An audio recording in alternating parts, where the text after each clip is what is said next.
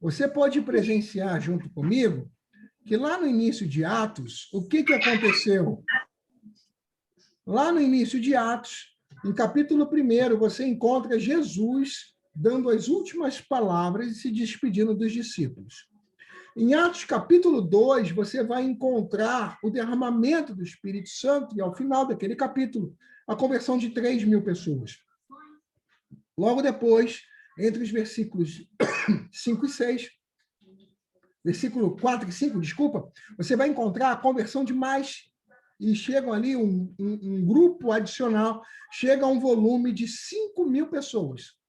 Chegou a um ponto, um crescimento de uma maneira tão exponencial, e nem um pouco planejada, não pelos homens, mas por Deus, que os discípulos, eles simplesmente, queridos, eles não sabiam o que fazer. Em Atos capítulo 6, por exemplo, há um problema ali de ordem organizacional, porque não se conseguia distribuir ali a alimentação para todos. Algumas pessoas estavam de fora. Então, Pedro, ele toma uma posição e fala, opa, não convém que a gente deixe de ensinar para fazer, para servir as mesas. Não que servir as mesas era um sinal de decréscimo, né? Mas era uma necessidade de organização. Então, em Atos, capítulo 6, 7 homens foram levantados por uma função chamada diaconal. Eram os primeiros diáconos da igreja. Deveriam ser homens de ótima reputação, cheios do Espírito Santo, homens idôneos. E essas eram as características. Então, queridos, o que acontece é que nós observamos, foi sinalizado ontem no nosso devocional, e você leu também na sua casa, em Atos capítulo 7, que um jovem era literalmente transbordante do Espírito Santo, era um dos diáconos. O seu nome era Estevão. Se você não teve ainda a oportunidade de ler a Bíblia, queridos, leia o capítulo 7 de Atos dos Apóstolos, o que aquele jovem falou para todas aquelas autoridades. Ele fez um resumo da Bíblia. Ele fez um resumo. Ele vem desde Abraão, queridos, até Jesus Cristo, falando de uma maneira muito clara de como Deus agiu e do plano de Deus para o homem. Foi levantada uma blasfêmia contra aquele rapaz, ele foi morto a pedradas, mas ele não estava nem um pouco preocupado com a morte. Ele estava sorridente, olhando os céus, sorrindo, e no final ainda exclama, ei, Senhor, não lhes impute nenhum mal, eles não sabem o que estão fazendo. E ele morreu ali, aos pés de Saulo, de Tarso, que daqui a pouco seria nosso querido apóstolo Paulo. E aí começa Atos capítulo 8, e você leu comigo aqui. Em Atos capítulo 8, acontece, depois da morte de Estevão, queridos, uma perseguição implacável. Você quer ver essa perseguição como ela era? Existe um filme chamado Paulo, o Apóstolo de Cristo. Eu vi esse filme no cinema, recomendo você a ver, está disponível em várias... Eu não lembro exatamente aonde, mas eu sei que muitas pessoas têm assistido a Paulo, o Apóstolo de Cristo. Quando você vê os primeiros 10 minutos desse filme, você vai entender exatamente o que estava acontecendo nesse momento de Atos, capítulo 8. Uma perseguição implacável. E aconteceu que ali em Jerusalém ficaram os apóstolos, eles ficaram ali. Quem eram os apóstolos? Aqueles que estavam caminhando com Cristo. E os demais estavam onde eles se dispersaram. Nós temos uma composição, e nós vamos falar aqui, obviamente, sobre Felipe. Se nós tivermos um brilho em Atos, no final de Atos, capítulo 6 e Atos, capítulo 7, sobre Estevão, tem aqui um personagem bíblico, um jovenzinho, que faz uma barbaridade em Atos, capítulo 8. Que barbaridade foi essa? Você acabou de ler comigo. Ele saiu em direção a Samaria e ele foi fazendo um rebuliço abençoado. Ele não rejeitava, ele foi chamado, ele teve um apelido, Filipe, o evangelista. Mas ele não só pregava a palavra. Reparem, os diáconos, eles não tinham o papel o papel de pregar a palavra. Mas eram pregadores, oravam por todos, estavam ali atuando de maneira muito enérgica. Particularmente, a gente crê que nem Estevão, nem Filipe teve tempo para poder tocar o trabalho de diácono, porque rapidamente houve uma dispersão. E o que está acontecendo aqui com Filipe, queridos?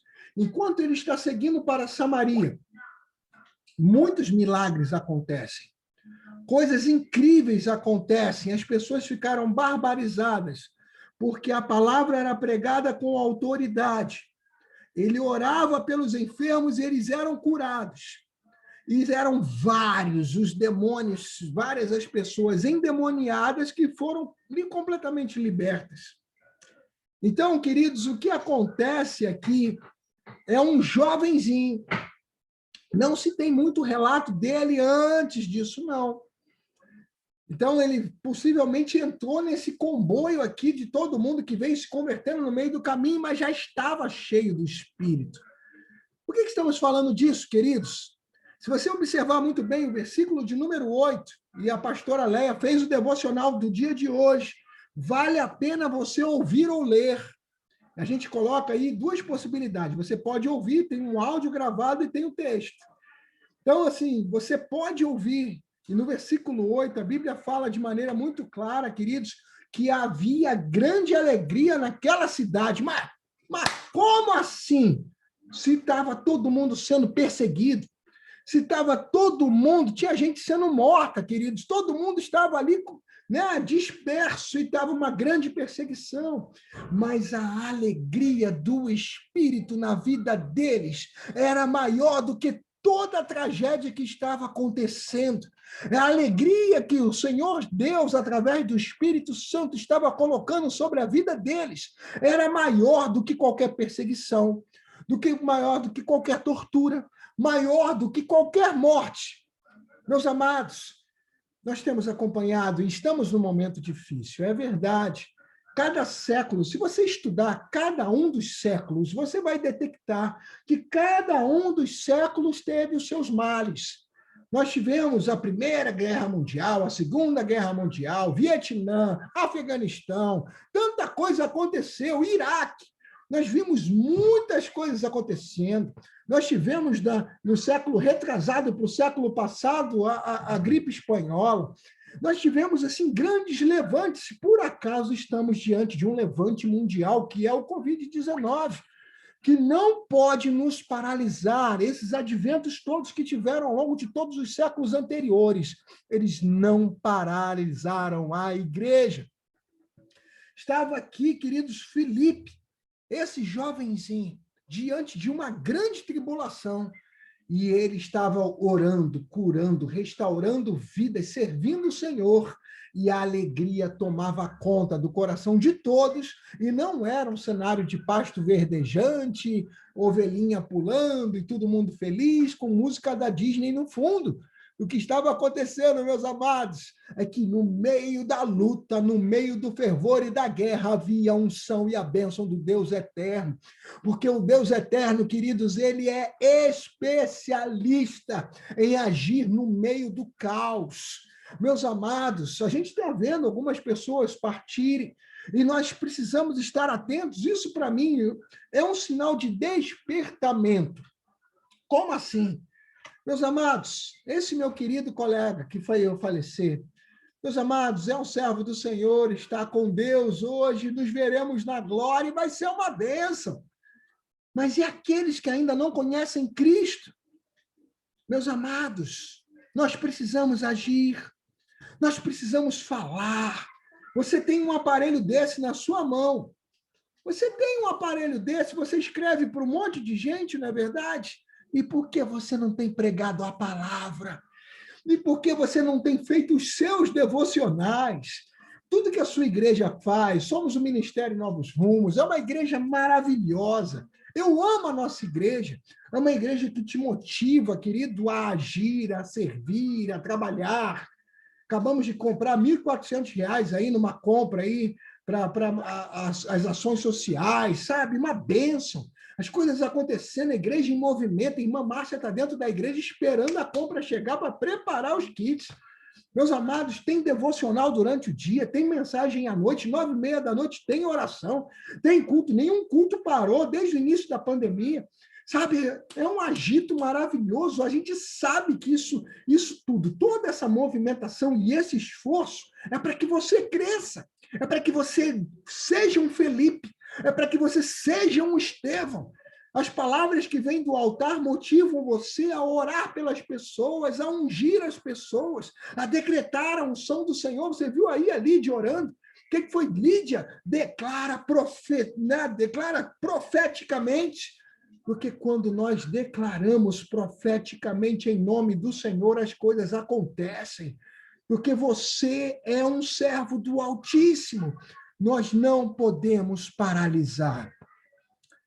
Fiz questão de fazer a leitura desse texto com vocês e botar aqui na tela, meus amados, para vocês lerem que o que estava acontecendo em Jerusalém, em Atos capítulo 8, não era fácil, não era moleza, não.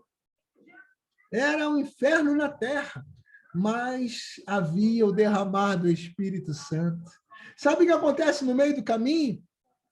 O Felipe vai encontrar a caminho de Samaria, ele encontra um eunuco no meio do caminho, ele prega a palavra e batiza esse rapaz. Meus amados, no meio do caminho, vidas são restauradas, curadas, lavadas e ungidas pelo Senhor. E reparem, Jesus, ele saiu de cena em Atos capítulo 1, estamos em Atos capítulo 8. Uai! Então quem fez tudo isso? O Espírito Santo. Usando quem? Felipe, Estevão. Usando você, hoje, 2021. Meus amados, é tempo de restauração, é tempo de fazer valer o sangue derramado na cruz do Calvário, é tempo de lutar, é tempo de se esforçar. Saber, querido, que é importante que você faça o seu devocional diário, que você ore todo dia, que você leia a palavra, medite. Claro para você, meu amado, é muito gostoso quando a gente fica de barriguinha cheia, né? A gente acaba de comer o pratinho, fica de barriguinha cheia, tá tudo beleza. Mas o que Deus está mandando eu e você fazermos é se aproprie, aprenda ao máximo, porque agora está na hora de você ensinar os outros. Está na hora de você orar pelos outros. Meus amados, vamos falar com sinceridade. Pedir oração é fácil. Bota aí no grupo da oração, aí, vamos orar, não sei o quê. Mas pegar o telefone e falar, tá bom, o que está acontecendo contigo aí? Tá assim? Aí fecha o teu olho aí, vou orar por você agora. Senhor, em nome de Jesus. É assim, gente. Entendeu? É muito legal a gente saber que tem um grupo de oração, mas o Senhor Deus, queridos, a gente sabe, tinha um grupo de oração maravilhoso orando enquanto Pedro estava na cadeia. E aconteceu algo maravilhoso, as cadeias se romperam, Pedro saiu, ainda bateu na porta lá, enquanto eles ainda estavam orando. Mas o que está acontecendo é que Deus manda eu e você fazermos as ordenanças dele. Ide a todo mundo, pregue o evangelho a toda criatura. Quem crer e for batizado será salvo, quem, porém, não crer será condenado. E esses sinais vão de acompanhar aqueles que creem. Em meu nome expulsarão demônios, curarão enfermos. E aí? Quantas pessoas foram curadas por Deus usando você, através da tua vida? De 1º de janeiro até agora. Nem vou falar de 2020, não, tá bom? De 1º de janeiro até agora. Você orou por quantas pessoas e quantas pessoas já foram curadas através da tua vida? Segunda pergunta. Quantas vidas já se entregaram para Cristo através de você de 1º de janeiro para cá? Estou te confrontando, hein? Estou te confrontando. Apenas no único capítulo de Atos, capítulo 8, esse jovem chamado Filipe botou para quebrar. Em Atos, capítulo 7, aquele jovem chamado Estevão botou para quebrar. E aí a pergunta é, você está botando para quebrar? Você está honrando o nome do Senhor ou você é apenas um religioso? Bate ponto. Deus está chamando a mim e a você para sermos revolucionários. Reparem, esse Filipe que está descrito aqui, apenas 4 Filipes são descritos no Novo Testamento. 2 Filipes fazem parte da família herodiana, eram filhos de Herodes. dois Filipes. Nós temos o Felipe apóstolo, que era um dos discípulos de Cristo, e nós temos aqui esse Felipe, que não é o apóstolo, era Felipe evangelista. 4 Felipes narrados. Você acabou de saber dos 4. Então, queridos, o que está acontecendo é que esse jovem simplesmente apareceu do nada. E começou a fazer. E se apresentou para o jogo. Meu amado, sabemos da problemática. Sabemos que estamos num momento difícil. Mas olha, meu amado, as pessoas fortes que estão nos seus livros de história, elas identificaram nos problemas grandes oportunidades. Identifique no Covid uma grande oportunidade de pregar a palavra do Senhor. Identifique nesse momento do Covid, você nunca esteve tão perto, né, da morte, visualizando casos de mortalidade tão fáceis assim, muito próximo. Meu amado, faça com que isso seja algo maduro, saudável e que faça a sua fé ser fortalecida. Provérbios fala: entre ir a uma festa e ir a um velório, é melhor que você vá até o velório. Não é verdade? A Bíblia não fala isso? Por quê? Porque você vai ter uma noção exata do que espera, do final. Você não vai se iludir. Por vários momentos ali, Salomão, ele descreve ilusão, ilusão. Tudo não passa de uma ilusão. Meus amados, uma coisa é certa, não vai demorar. Alguns anos chegarão, algumas dezenas de anos chegarão, e nós estaremos na glória do Senhor, e lá passaremos toda uma eternidade. Mas, enquanto isso, prepare-se, discipule, cure, evangelize, liberte pessoas. É o que Deus tem para a tua vida neste dia. Esse é o culto chamado culto do avivamento. E o que é o avivamento? A gente sabe do evangelismo, do avivamento que aconteceu na Rua Azusa, do avivamento que aconteceu em Atos capítulo 2. Nós sabemos do avivamento no início do século passado, na Grã-Bretanha. Mas o avivamento, ele começa com posturas. Tudo que você liga na terra é ligado nos céus, posturas. Como diz muito bem o Senhor no início lá de Mateus, atitudes dignas de alguém de fato arrependido, atitudes dignas de arrependimento, que demonstrem arrependimento, que você odeia o pecado e que você quer estar com o Senhor. Meu amado, mergulhe nessas palavras. Eu quero orar pela tua vida. Eu quero orar, e o meu profundo desejo é que você deseje ser, no dia de hoje, independente da sua idade, independente do seu sexo, independente da sua cor, independente, querido, de se você, eu sou gago, eu sou isso, não. Meu amado, o que Deus tem para você nesta noite é que você possa tomar essa couraça que Ele tem para você. Não é que querem te impor, mas o que Ele tem para você. Você tem um ministério dado por Deus. O Senhor Deus, Ele selecionou dons espirituais e depositou sobre a sua vida através do Espírito Santo, meu amado. Esses dons espirituais estão entrelaçados com seus talentos naturais, com as suas aptidões, porque Ele não vai te violentar, meu amado. Ele vai preparar você para que você seja algo mais poderoso do que uma Hiroshima, do que uma Nagasaki, do que uma bomba atômica. Você é um ganhador de almas. Você é uma ganhadora de almas. Se prepare. Se capacite. Esse momento está difícil? Está difícil. Vários momentos difíceis aconteceram na história. Aconteceu aqui em Atos capítulo 8, como você bem leu. O segredo dos discípulos de Cristo, daqueles que andam com Deus. O servo que anda com Deus, queridos, ele não vive de cara abarrada, triste, rabugento, né? Não, ele tem esperança. Eles sabem quem ele tem crido. Eles sabem que o Senhor Deus é poderoso. O servo de Deus, ele não fica, Senhor, meu Deus, o que é? Não!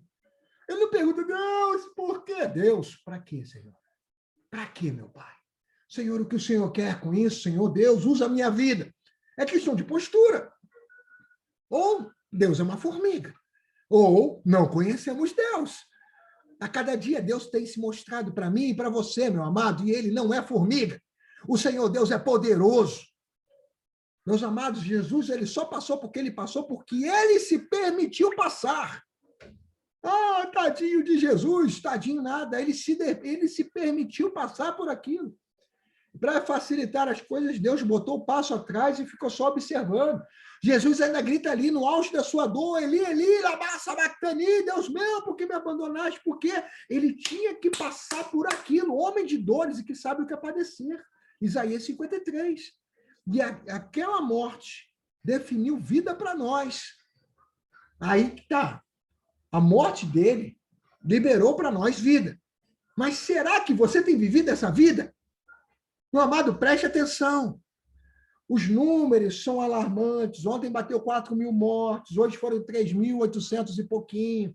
Sabe, queridos, a gente está pontuando, a gente está enumerando e tudo mais. E esses números, eles significam algo para nós. Quanto a cuidado, você já está tomando, tome. Se não está tomando, tome cuidado, querido. Tome cuidado. Não é verdade? Você tem que tomar o seu devido cuidado, evite se ausentar. Tem vários cuidados que você tem que tomar. É claro, está muito mais claro do que nunca. Você já sabe disso há 1 ano e meio. Mas o passo fundamental é o que você está fazendo nesse momento. A gente sabe que você tem que trabalhar. A gente sabe que você tem que se proteger. A gente sabe que você tem os seus afazeres diários. A gente sabe de tudo isso. Mas você tem uma missão. Aqueles homens tinham uma missão, lá em Atos. Todos temos uma missão. E o que você está fazendo com a sua missão? Em que lugar Deus está na tua vida? Buscai, pois, em primeiro lugar o reino de Deus e a sua justiça. Em que lugar Deus está na sua vida? Lamento dizer que se Deus for segundo, terceiro, quarto lugar na sua vida, na sua ordem de prioridades, a carnalidade vai bater na tua porta. O medo vai bater na tua porta.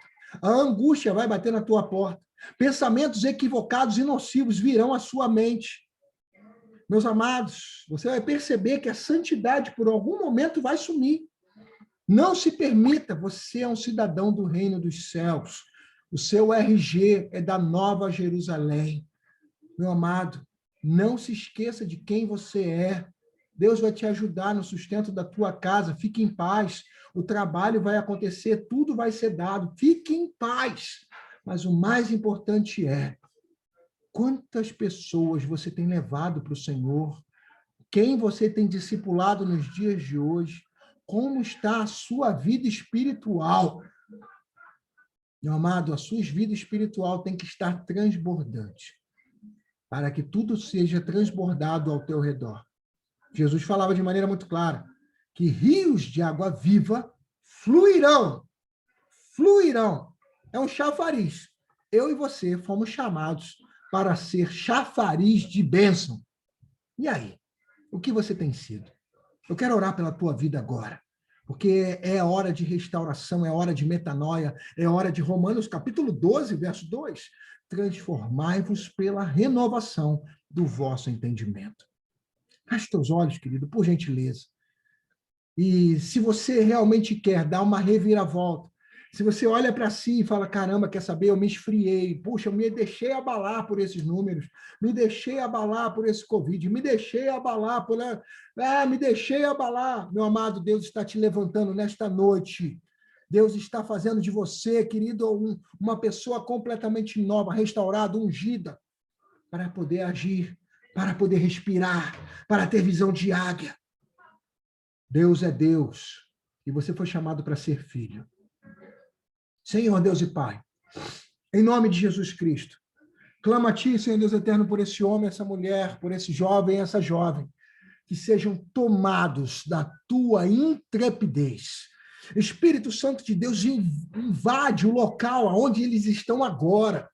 Em nome de Jesus Cristo, eu clamo a Ti, meu Pai amado, para que tudo que não se chama Deus, para tudo que não é Teu, bata em retirada, todo principado, potestade, toda e qualquer ação maligna, toda e qualquer, Senhor Deus, atitude que estejam tendo, meu Pai amado, que tem desagradado o Teu nome. Em nome de Jesus, sejam completamente curados, restaurados e libertos.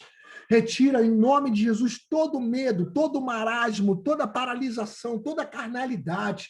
Eu declaro sobre a vida dos teus servos, Senhor Deus, o derramar da tua unção, da tua bênção, do teu poder.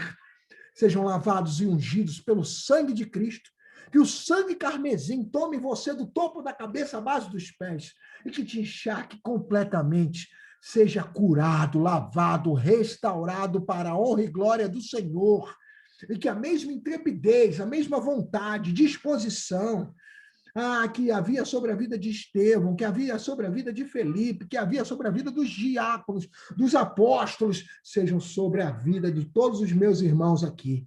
Em nome de Jesus. Amém e amém. Glória a Deus, queridos.